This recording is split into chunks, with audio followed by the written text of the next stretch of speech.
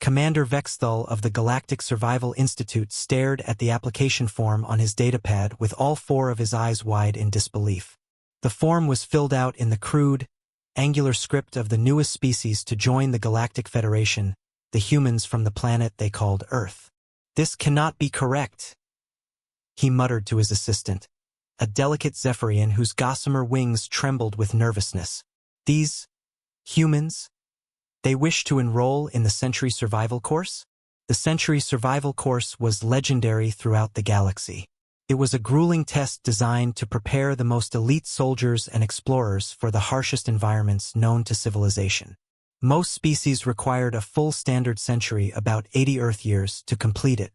Many never finished at all. The course had been established over 10 millennia ago by the greatest survival experts from across the known galaxy. It consisted of 100 different scenarios, each more lethal than the last.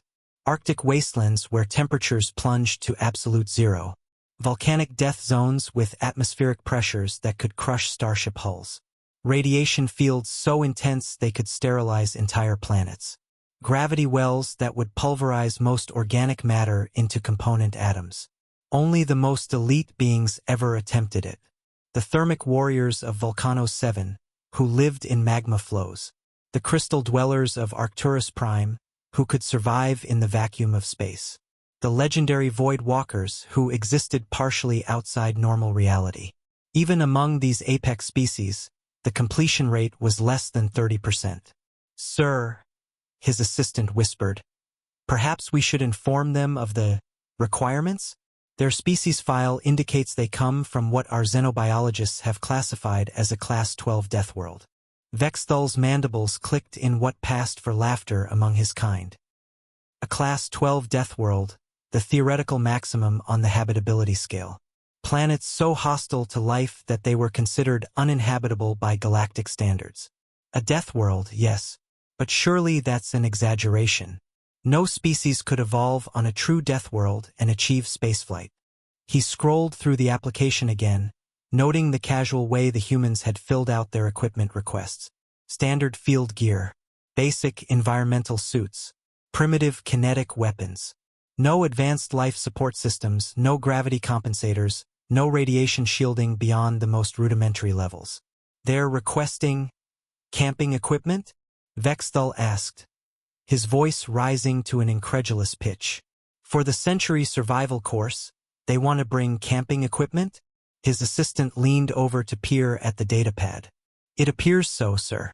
Sleeping bags, portable cooking devices, and are those recreational fishing implements?" Vexthal felt a chill run through his exoskeleton. Either these humans were completely ignorant of what they were requesting, or they were so supremely confident in their abilities that they considered the galaxy's ultimate survival challenge to be equivalent to a leisure activity. He pressed a button on his comm unit. "Send them the standard acceptance letter. Include the warning about the 73% mortality rate.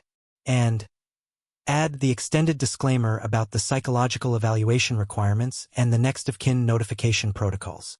"Sir," his assistant ventured carefully, "should we perhaps suggest they start with some of our basic courses first? The elementary hostile environment introduction, or perhaps the intermediate survival fundamentals?" "No," Vexthal decided, his curiosity overriding his better judgment. "If they want to attempt the Century course, let them. It will be educational for all of us." 3 days later, a human transport ship landed at the Institute's primary facility on Sanctuary Prime, the galaxy's safest planet. The ship itself was primitive by galactic standards, chemical rockets and basic fusion drives instead of the quantum tunneling engines used by advanced civilizations. Yet it had somehow traversed the same distances in roughly the same time. Out stepped 5 humans: Captain Marcus Rodriguez, Lieutenant Amy Sullivan, Sergeant Tom Mitchell, Dr. Elena Volkov, and Engineer Jake Thompson. Vexthal watched through his office window as they walked across the landing pad, their movements fluid and predatory in a way that made his chitinous shell crawl. Each human was tall by galactic standards, their bodies thick with what appeared to be dense muscle tissue wrapped around heavy bone structures. Most disturbing were their eyes, forward-facing predator eyes that seemed to track everything with calculating intelligence. They moved with an easy confidence that spoke of beings accustomed to dangerous environments. Their equipment looked worn and well-used, bearing the scars of previous adventures. Most unnervingly, they appeared to be enjoying themselves, their faces displaying what his xenobiology training identified as expressions of anticipation and excitement. "By the void," Vexthal whispered, watching as Captain Rodriguez casually lifted an equipment case that should have required anti-gravity assistance for most species. "What have we agreed to train?" The briefing hall could accommodate species from across the galaxy, with environmental controls for methane breathers, low-gravity species, and high-radiation dwellers. The massive chamber was a testament to galactic engineering. Atmospheric processors maintained dozens of different breathing mixtures, gravity generators created zones of varying pull, and radiation shielding protected species sensitive to even trace amounts of cosmic background radiation. The 5 humans sat in the standard atmospheric section, looking remarkably relaxed despite being surrounded by some of the most dangerous beings in known space. To their left, a trio of crystalline hive minds refracted light in patterns that indicated barely controlled aggression. Behind them, a void walker phased in and out of visible reality, its presence causing reality distortions that made other species dizzy. Across the aisle, a thermic warrior's internal temperatures were so high that the air around it shimmered with heat waves. The humans appeared completely unbothered by their deadly company. Captain Rodriguez was casually reviewing what appeared to be a simple paper notebook, while Dr. Volkov examined a handheld scanner that looked primitive compared to the advanced equipment carried by other species. Most disturbing to the other students was how the humans kept making what their translators identified as jokes, apparently finding humor in their situation. Instructor Kretak, a veteran Saurian whose scales bore scars from countless survival scenarios, activated the holographic display. His reputation preceded him. He was one of only 17 beings in galactic history to have completed the Century course twice, and the only instructor to have survived teaching it for over 3 millennia. "Welcome to the Century Survival course," his voice hissed through the translator, the sound carrying an undertone of menace that made several species instinctively recoil. "You represent the elite of your respective civilizations. Many of you have trained for decades just to qualify for this moment. Some of you have undergone genetic modifications or cybernetic enhancements to improve your chances of survival." His reptilian gaze swept across the assembled students before continuing. "You will face 100 different survival scenarios, each designed to test your limits in ways your species has never imagined. These are not simulations. They are real environments with real dangers. The mortality rate stands at 73%. Of those who survive, only 8% complete the full course." The holographic display flickered to life, showing images that made even the hardened warriors in attendance shift uncomfortably. Frozen methane plains where the cold could freeze molecular motion itself. Crushing gravity worlds where the pull was so intense that light itself bent and twisted. Radiation-soaked wastelands where the background energy could rewrite DNA in seconds. Seas of liquid acid that could dissolve starship hulls. Temporal distortion fields where time flowed backwards or accelerated to the point where seconds became centuries. Several non-human students visibly recoiled as the images showed the remnants of previous attempts, twisted metal from environmental suits, crystallized remains of silicon-based life forms, and energy signatures that were all that remained of beings who had existed partially outside normal spacetime. "The first scenario," Kretak continued, his voice taking on a ceremonial cadence that spoke of traditions stretching back millennia, "is the thermal death zone of Kepler 442b. Surface temperatures reach 847 degrees Celsius, hot enough to melt most metals used in standard construction. The atmospheric pressure is 12 times galactic standard. The air itself is composed of superheated sulfur compounds that will burn through standard respiratory filters in minutes." He paused, allowing the full weight of the challenge to settle on his audience. Most species require specialized power suits costing more than a small starship, 3 months of acclimatization in gradually increasing heat levels, and extensive genetic therapy to temporarily enhance their heat resistance. The current record for completing this scenario belongs to a thermic warrior who lived his entire life in volcanic environments, 2 standard weeks. Captain Rodriguez raised his hand with the casual gesture of someone asking about dinner plans. Instructor, what's the record for completing a single scenario? Kretak's eyes narrowed, focusing on the human with the intensity of a predator evaluating prey. The current record is held by the same thermic warrior I mentioned 2 standard weeks for the ice caverns of Proxima 7, where he had to adapt to temperatures 900 degrees below his normal living conditions. The humans exchanged glances, and Dr. Volkov made a note on her primitive paper pad, a material that most civilizations had abandoned millennia ago in favor of quantum storage devices. Sir, Lieutenant Sullivan asked, her tone politely curious, are we allowed to use our standard field equipment? You may use any equipment your species would normally carry, Kretak replied, his voice carrying a hint of condescension. Though I doubt your primitive technology will be of much help against environments that challenge the most advanced civilizations in the galaxy. Engineer Thompson grinned, showing his disturbingly sharp canine teeth, a reminder that humans had evolved from predatory stock. Oh, I think we'll manage. The casual confidence in his voice sent a ripple of unease through the other students. A methane dweller's atmospheric suit hissed as its occupant shifted nervously. One of the crystalline hive minds began refracting light in patterns that indicated deep concern. As the briefing concluded and species began filing out through their respective atmospheric locks, Kretak watched the humans gather their simple equipment. Unlike every other species he'd trained over 3 millennia, they showed no fear, no hesitation, no requests for additional preparation time or equipment upgrades. If anything, they seemed eager. He activated his personal comm with a trembling claw. Commander Vexthal, I recommend we have medical teams standing by. Multiple teams. I fear these humans have severely overestimated their capabilities. When they fail, and they will fail quickly, the psychological trauma alone could be fatal. But as he watched the humans walk away, chatting casually about something their translator rendered as that time in Arizona, Kretak felt an unfamiliar emotion creeping through his ancient mind. For the first time in 3,000 years, he was afraid of his students. The transport pod descended through the sulfurous atmosphere of Kepler 442b's thermal death zone like a falling star, its hull glowing cherry red from atmospheric friction. Through the reinforced viewing ports, the surface appeared as a hellish landscape that defied comprehension. Molten rock flows carved impossible patterns across obsidian plains, while geysers of superheated gas erupted in towering columns that reached into the toxic sky. The ambient temperature outside registered 847 degrees Celsius on the pod sensors, hot enough to melt copper and cause lead to boil. Deployment in T-minus 60 seconds, announced the pod's AI in a dozen different languages, each translation carrying the same undertone of barely contained alarm. Warning: environmental conditions exceed survival parameters for 97% of known galactic species. All participants confirm life support systems are operational. The other species aboard had been preparing for this moment for months.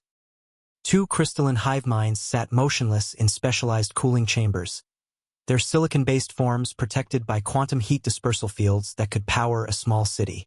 A methane dweller was sealed inside an environmental suit so advanced it contained its own pocket ecosystem, complete with atmospheric processors and gravity generators. A void walker flickered in and out of visible reality, existing primarily in a parallel dimension where the laws of thermodynamics worked differently. Each of these beings represented the pinnacle of their species' survival capabilities.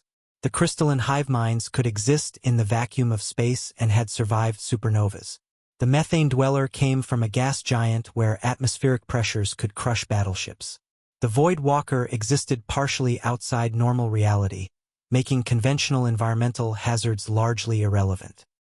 The humans, meanwhile, wore what appeared to be simple reflective clothing that looked like it had been purchased from a camping supply store, and basic breathing apparatus that wouldn't have been out of place on a recreational diving expedition. Humans! Kretak's voice crackled through the comm from the safety of the orbital observation station, his tone carrying millennia of hard-earned respect for the environment they were about to enter. Are you certain your equipment is functioning? Your thermal readings are concerning. Your surface temperature should be rising rapidly in preparation for deployment. Captain Rodriguez checked his wrist display, a simple digital device that looked primitive compared to the quantum computers worn by other species. All green here, instructor. Core temperature holding steady at 37 degrees Celsius. There was a long pause before Kretak responded. That's impossible. At these ambient temperatures, with that level of protection, your internal fluids should be beginning to vaporize. Your cellular proteins should be denaturing. Actually, Dr. Volkov interjected, consulting what appeared to be a paper reference book. Our species evolved quite sophisticated thermoregulation systems. We've got some of the most efficient cooling mechanisms in our biological database. Sweat glands, vascular dilation, behavioral adaptations.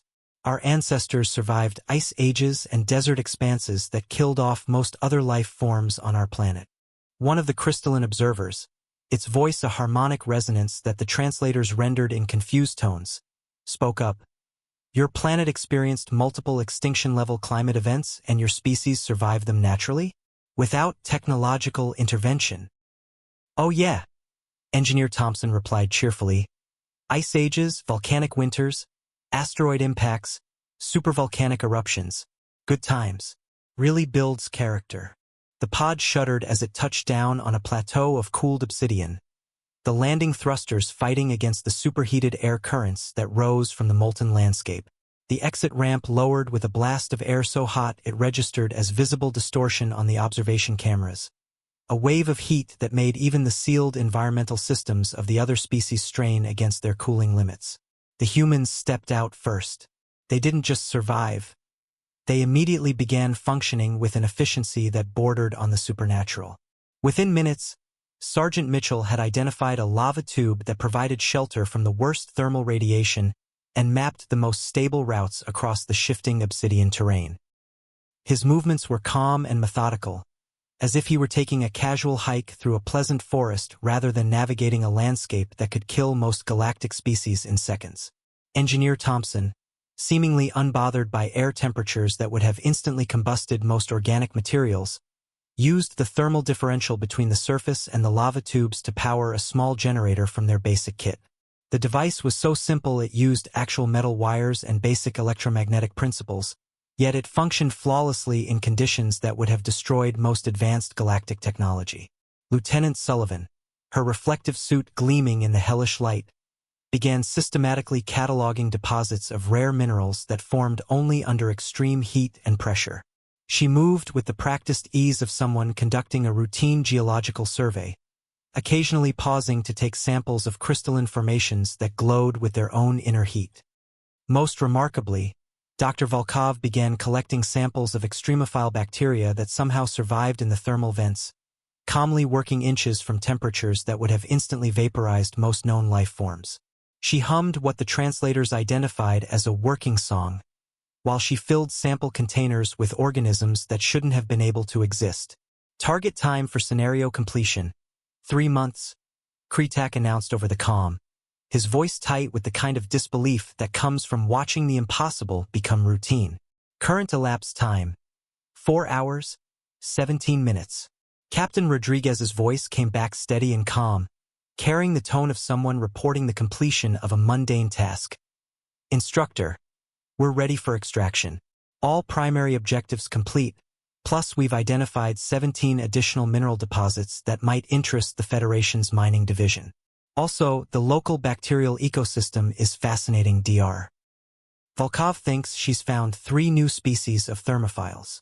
In the observation center on Sanctuary Prime, Commander Vexthal watched the thermal readings with growing horror.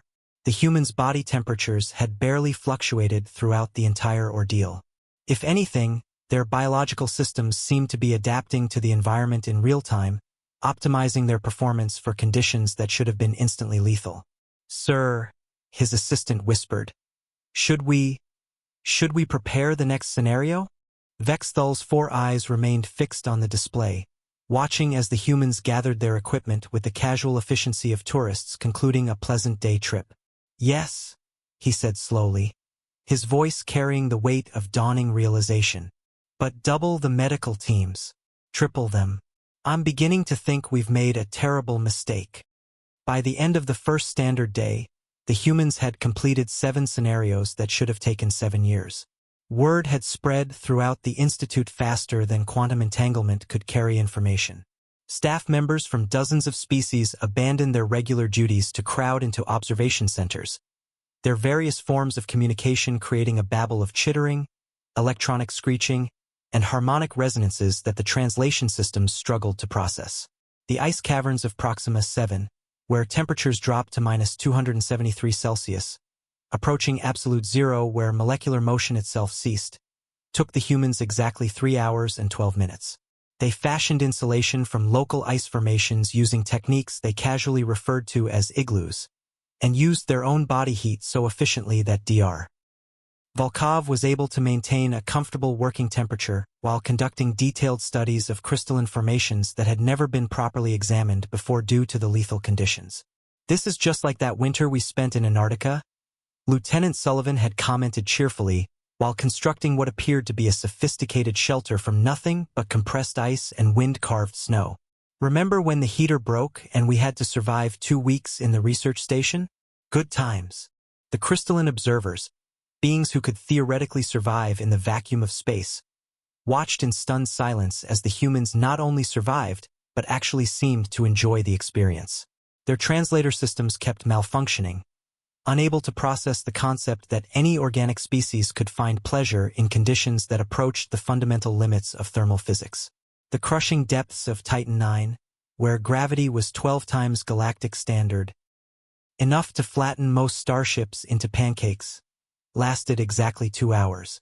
The humans' dense bone structure and incredibly powerful cardiovascular systems adapted almost immediately to pressures that should have liquefied their internal organs.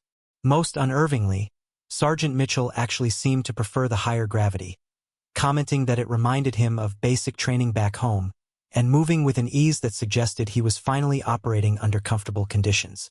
"Their bone density is off the charts," Dr. Helix reported to the emergency medical team, his serpentine form coiled tightly around his hover platform in anxiety.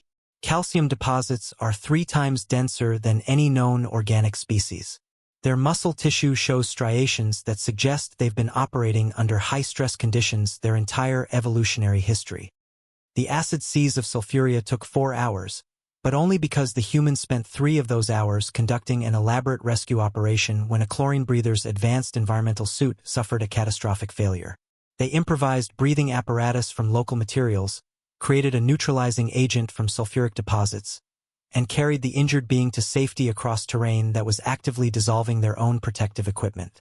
"We've seen worse," Captain Rodriguez had explained calmly, while his boots literally smoked from contact with the acid. "There's a lake in Yellowstone that's pretty similar.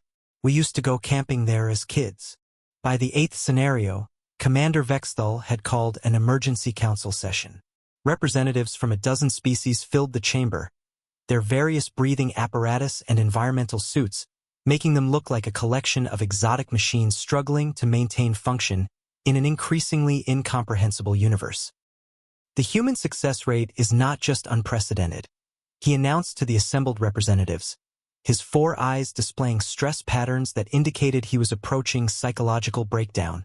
"It's fundamentally impossible according to every model of biological survival we've ever developed."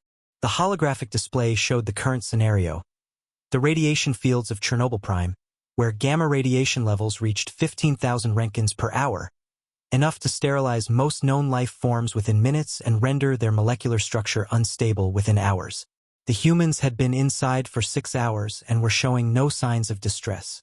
"Their radiation exposure should have killed them 4 hours ago," reported Dr. Helix, his voice carrying the tone of someone whose understanding of biology was being systematically demolished. "Instead, their cellular regeneration appears to be accelerating. They're not just surviving the radiation, they're processing it. Their DNA contains backup systems for backup systems, redundant repair mechanisms that activate under stress." On the screen, Engineer Thompson was calmly repairing a damaged sensor array while standing directly next to a radiation source that registered levels high enough to power a small starship. He was humming what the translators identified as a work song, and occasionally pausing to admire the aurora-like effects the radiation was creating in the thin atmosphere. "How is this possible?" demanded General KRX Talk, his battle-scarred carapace clicking with agitation. What kind of evolutionary pressure could possibly produce such extreme adaptations? Commander Vexthal pulled up the human homeworld file with trembling manipulator appendages.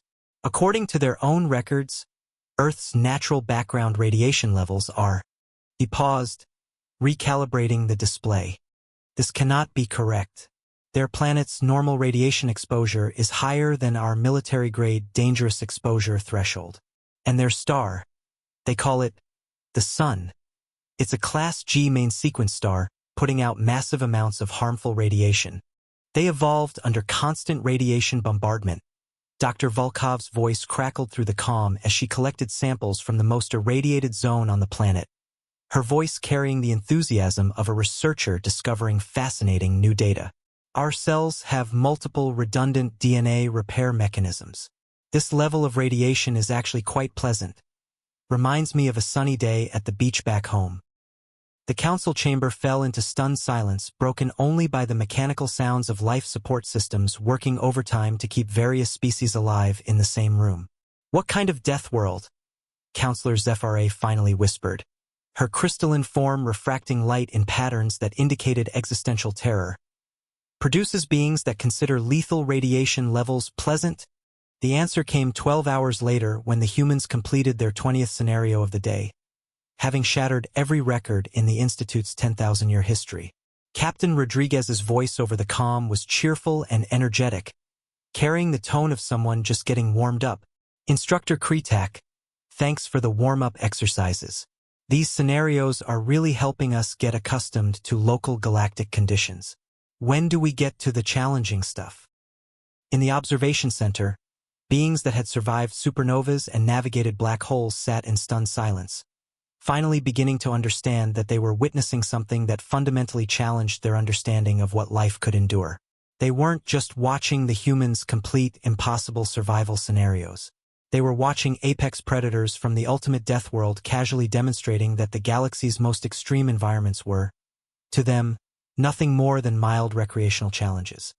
Emergency session. All department heads, senior staff, and species representatives to Conference Room Alpha immediately. This is not a drill. Commander Vexthal's announcement echoed through the Institute's corridors with an urgency that hadn't been heard since the Void Walker incident of 2847, when reality itself had nearly collapsed during a training exercise. Staff members of dozens of species hurried through the corridors, their various forms of locomotion creating a chaotic symphony of clicking, sliding, floating, and phase shifting as beings tried to process what they were witnessing. The humans had been at the facility for exactly 18 standard hours and had completed 47 survival scenarios. 47 scenarios that were supposed to represent the pinnacle of survival challenges known to galactic civilization.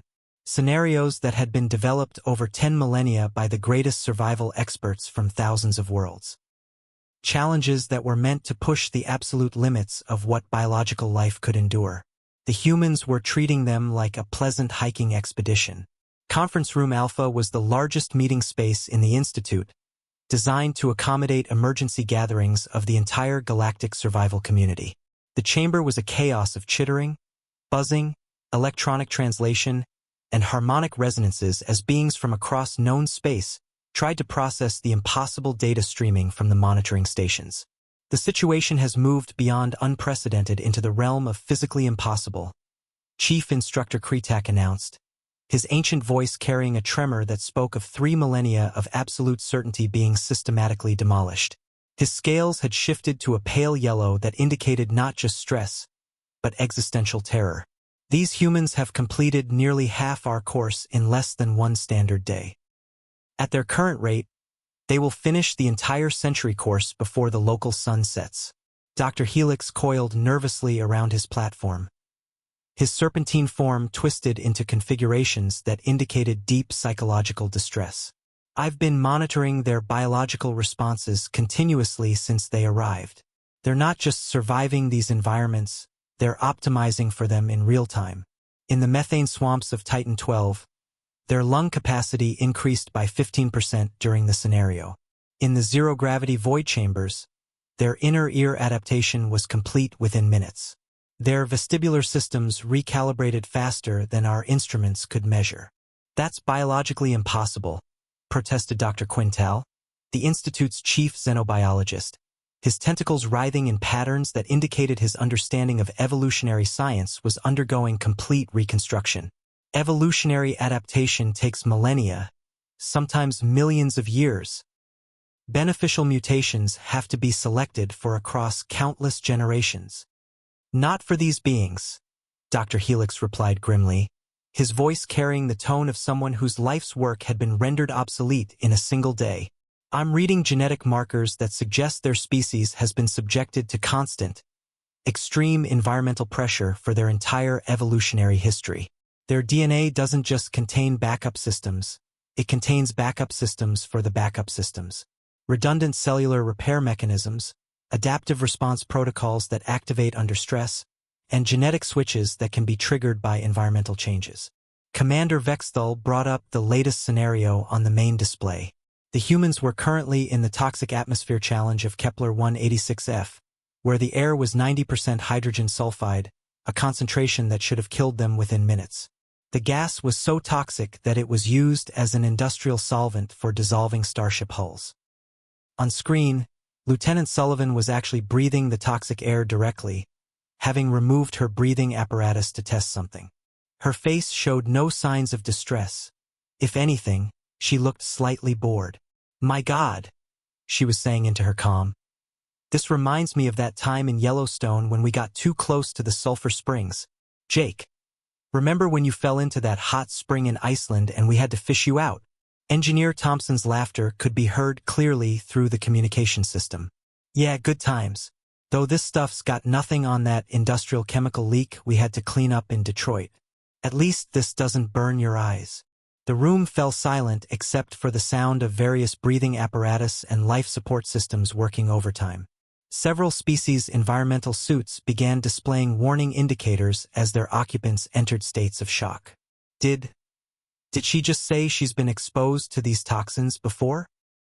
asked Counselor Zephyr, her crystalline form now refracting light in patterns that indicated she was entering a state of complete psychological breakdown. Dr. Quintal pulled up Earth's environmental data with trembling manipulator appendages. According to their planetary survey, oh no, oh no no no. His tentacles writhed in distress as data flooded the displays. "Commanders, Earth isn't just a death world. It's the death world. Look at this data." The holographic display filled with information about Earth that read like a catalog of impossible survival challenges. Active volcanic systems that could alter global climate, massive tectonic activity that regularly reshaped continents, frequent asteroid impacts that had caused multiple mass extinctions, extreme weather systems including hurricanes that could level cities, temperature variations of over 100 degrees Celsius across the planet's surface, and atmospheric composition that would be immediately toxic to 90% of known galactic species. "But that's not even the worst part," Dr. Quintal continued, his voice rising to a panicked pitch that caused several species' translation systems to emit distress signals. "Look at their biological history. Ice ages that lasted hundreds of thousands of years, mass extinctions that wiped out 99% of all life, supervolcanic eruptions that blocked out their sun for decades, gamma-ray bursts from stellar explosions. Their species didn't just survive one extinction event. They survived dozens." The room erupted in alarm chittering, electronic screeching, and harmonic dissonance as the full implications began to sink in. "And the other life forms on their planet," Dr. Helix added grimly, calling up biological surveys of Earth's ecosystem, "many of them are just as dangerous as the environment. They evolved alongside creatures that actively hunted them, so they became better at hunting back. Predators that could track them across continents, parasites that could kill them from within, competitors that fought them for every resource." On the display, Captain Rodriguez was now using a piece of sharp volcanic rock to carve their way through a wall of crystallized toxic gas, whistling what the universal translators identified as a cheerful tune, while working in an atmosphere that should have dissolved his lungs. Commander Vexthal's 4 eyes focused on the display with growing dread as the magnitude of what they were dealing with became clear. "How long until they complete the entire course?" Chief Instructor Kretak checked his chronometer with a shaking claw, his ancient mind struggling to process data that challenged everything he thought he knew about survival. At their current rate, 6 more hours. 6 hours. Vexthal repeated numbly, the words carrying the weight of a fundamental shift in galactic understanding. They're going to complete our 100-year survival course in 1 standard day. And somewhere in the back of his mind, a terrible thought was beginning to form. If these were the beings that Earth considered normal enough to send as representatives, what did that say about the ones they'd left behind? The last few scenarios of the Century survival course weren't just survival challenges. They were considered theoretical impossibilities that pushed beyond the very limits of what biological life could endure. These final tests had been designed not as practical training, but as philosophical statements about the absolute boundaries of existence itself. Most species never attempted them. Those that did typically didn't survive long enough to regret the decision. The humans approached them like they were planning a relaxing weekend camping trip with friends. Word had spread beyond the Institute now. Emergency quantum communication networks carried news of the impossible events to every major civilization in the galaxy. Fleet admirals, planetary governors, and species leaders who had remained isolated for millennia were suddenly very interested in this obscure training facility and the beings who were casually redefining the laws of biological survival. Scenario 97. The pressure depths of Kepler-22b, where gravitational pressure was equivalent to being 50 kilometers deep in an ocean of liquid mercury while simultaneously being crushed by the gravity of a neutron star. The physics involved were so extreme that normal matter began to behave in ways that violated conventional understanding. The previous record holder, a silicon-based life form with a crystalline structure specifically evolved for extreme pressure environments, had taken 3 standard years to adapt, and even then had only survived for 17 minutes. The humans lasted 20 minutes in the scenario, not because they failed, but because they got bored with the lack of challenge and requested early extraction. This is just like that time we went deep-sea cave diving in the Mariana Trench, Sergeant Mitchell commented casually as he collected samples from formations that should have been impossible to reach without specialized equipment that could withstand the pressure of planetary cores. Remember that research station at the bottom? The pressure here's about the same, maybe a little less actually.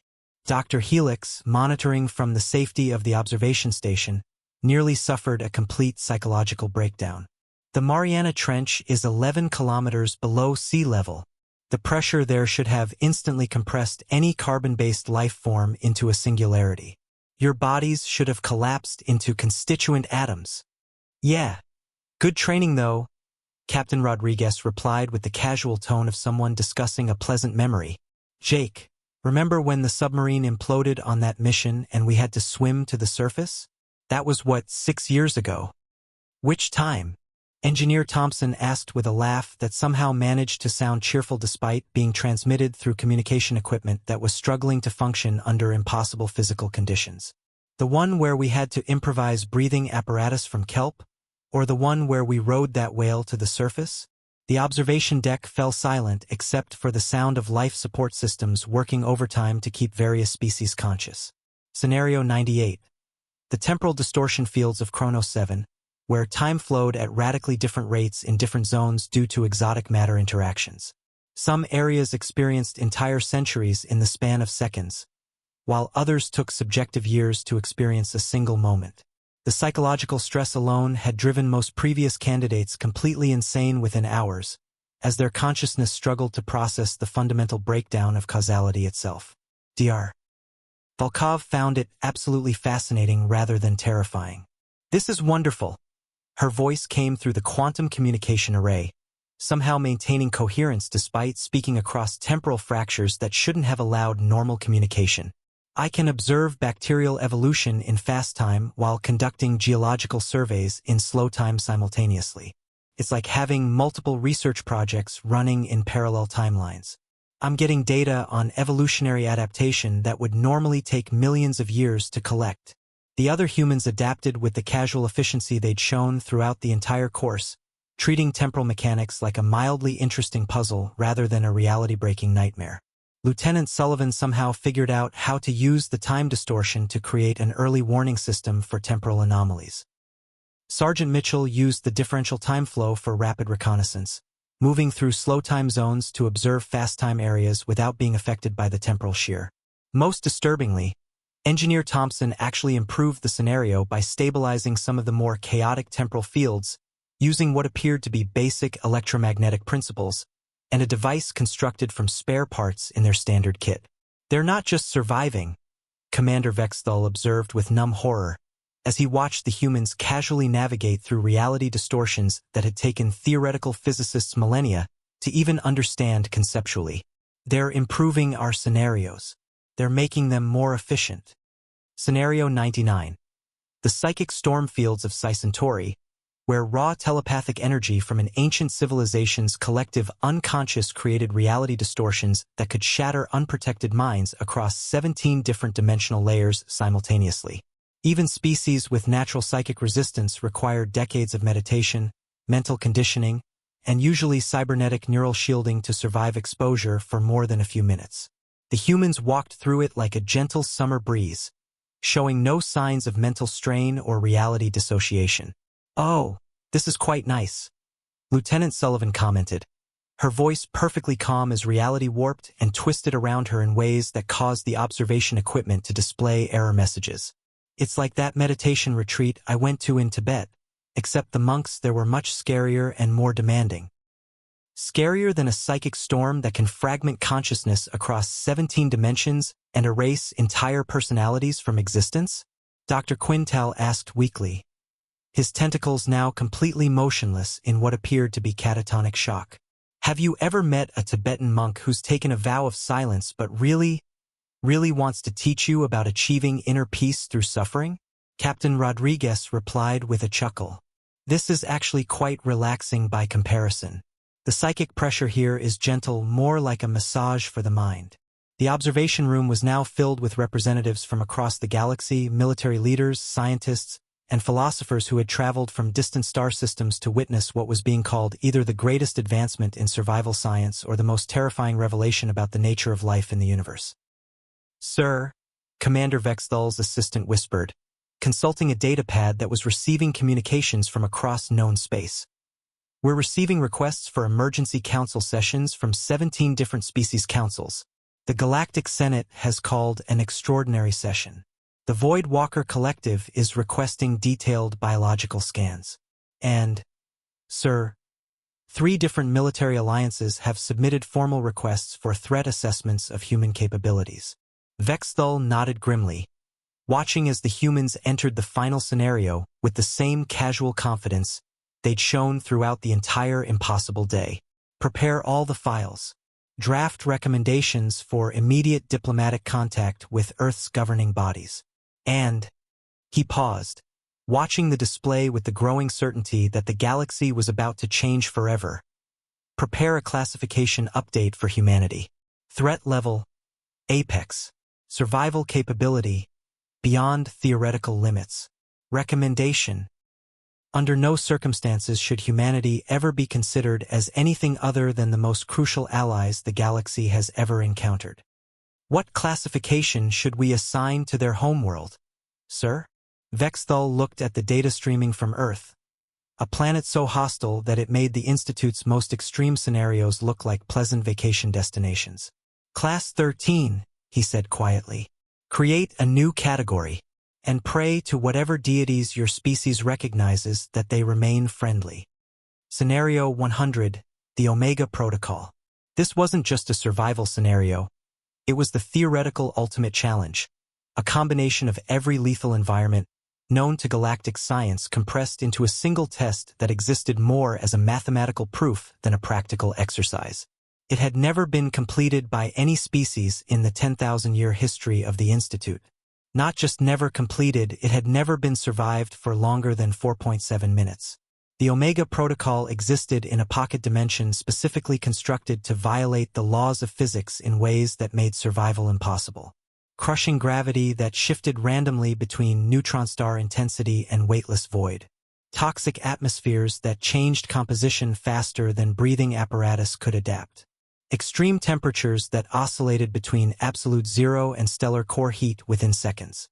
radiation bombardment from sources that existed in 17 different dimensional phases simultaneously, psychic interference that could fragment consciousness across multiple realities, temporal distortion that made cause and effect meaningless, and predatory life forms, creatures of pure killing instinct that had been specifically designed by the galaxy's greatest military scientists to be unkillable, existing as living weapons that could adapt to any defense, counter any strategy, and whose only purpose was the complete destruction of other life forms.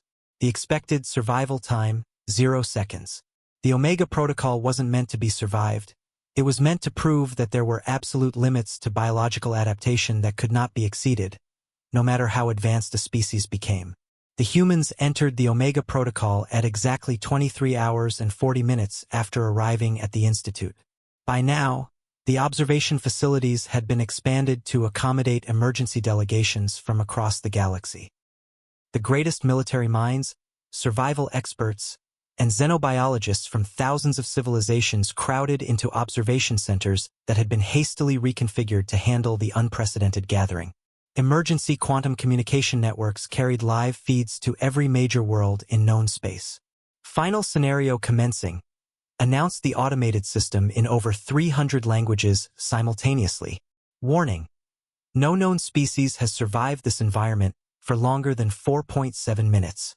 This test exceeds all established parameters for biological survival. Termination protocols are standing by.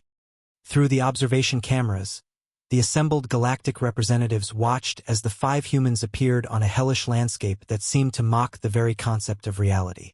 The ground was simultaneously frozen solid and molten liquid, existing in quantum superposition that defied basic physics. The air was composed of elements that shouldn't be able to coexist in the same dimensional space. Gravity shifted randomly between forces that could crush planets and zones where matter simply ceased to behave according to known laws. Predatory energy beings, creatures of pure malevolence that existed only to destroy other life, materialized around the humans immediately. These weren't just dangerous animals or hostile aliens. They were conceptual weapons, living embodiments of entropy and destruction that had been engineered to be absolutely unstoppable. Captain Rodriguez looked around at the impossible landscape, stretched as if he were starting a morning jog, and smiled with the genuine warmth of someone encountering a pleasant surprise. "You know what, team?" he said, his voice carrying clearly through communication equipment that shouldn't have been able to function in the dimensional chaos. "This feels like home." And in that moment, the assembled observers finally understood the true horror of what they were witnessing. The humans didn't just survive the Omega Protocol. They immediately began thriving in it with an efficiency that bordered on the supernatural. Dr. Volkov began collecting samples from the energy beings, somehow managing to contain creatures that existed in 17 dimensions simultaneously and whose very presence should have caused her molecular structure to collapse. She worked with the focused enthusiasm of a researcher who had stumbled upon the discovery of a lifetime. Engineer Thompson started building a shelter using materials that shouldn't have been able to coexist in the same reality, somehow engineering structures from quantum unstable elements that violated thermodynamics. His construction methods appeared to be based on principles that treated impossible physics as minor engineering challenges. Sergeant Mitchell, in what would later be remembered as the most terrifying moment in galactic history, actually befriended one of the predatory entities. He somehow established communication with a creature designed to be pure destruction, engaging it in what the translators helplessly rendered as friendly conversation, while teaching it what appeared to be a human game involving thrown objects. Lieutenant Sullivan began mapping the dimensional instabilities with equipment that looked like it had been assembled from camping supplies, treating reality distortions that could erase entire star systems as interesting geographical features to be cataloged and studied. Time elapsed. 27 minutes. Announced the system, its artificial intelligence struggling to process data that contradicted its fundamental programming. "New galactic record," whispered someone in the observation room, their voice carrying the tone of someone witnessing the end of everything they thought they understood about the universe. Time elapsed. 1 standard hour. "Impossible," breathed another observer, the word carrying the weight of absolute certainty being proved wrong. Time elapsed. 2 standard hours. "Warning. Scenario termination systems are not responding." The test environment appears to be stabilizing. This should not be possible according to any known physical laws. Lieutenant Sullivan's voice came through the calm and professional, as if she were reporting the completion of a routine training exercise. Control, we've established a base camp and mapped the major hazard zones. The local ecosystem is actually quite interesting once you understand the interaction patterns between the dimensional phases. We've also identified what appears to be a damaged research station from a previous expedition, requesting permission to conduct rescue operations for any survivors.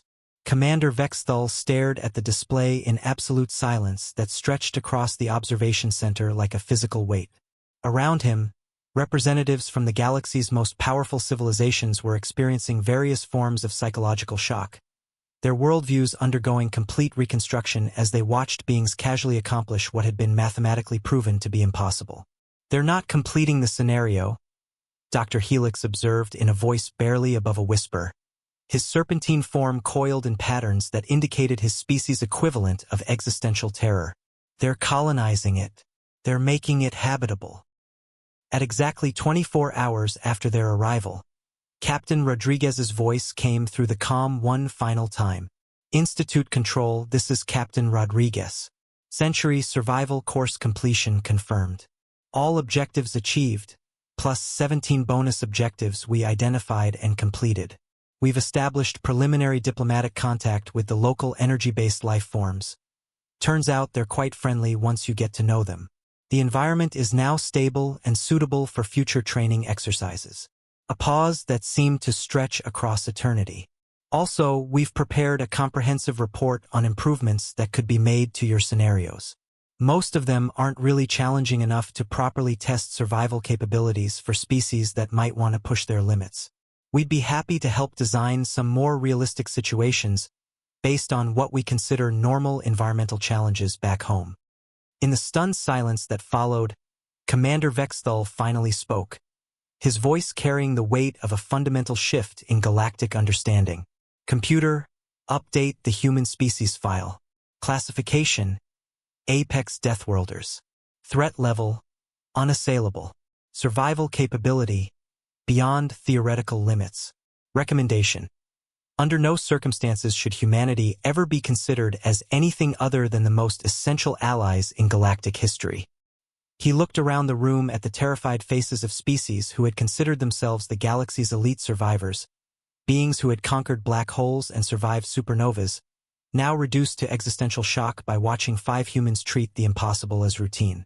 "And someone send an immediate priority message to the Galactic Senate, all military commands, and every planetary government in known space. We need to discuss Earth's integration into galactic civilization very, very carefully. And..." He paused, his 4 eyes reflecting the terrible understanding of what this meant for the balance of power in the galaxy. "We need to ensure that humanity understands they will always have our friendship, our respect, and our complete cooperation in any endeavor they choose to pursue." The humans had completed the 100-year survival course in exactly 24 hours, and they'd made it look like a pleasant day trip. Author's note: in true HFY fashion, this story celebrates the idea that humans are the ultimate survivors, having evolved on a planet so impossibly dangerous that what would kill most alien species is just another Tuesday for us. The horror isn't that humans are monsters. It's that we're so naturally adapted to surviving the impossible that we don't even realize how terrifying that makes us to everyone else in the galaxy. We're not conquerors or warriors in this story. We're just people being helpful and friendly while casually demonstrating that the galaxy's ultimate challenges are, to us, mild recreational activities.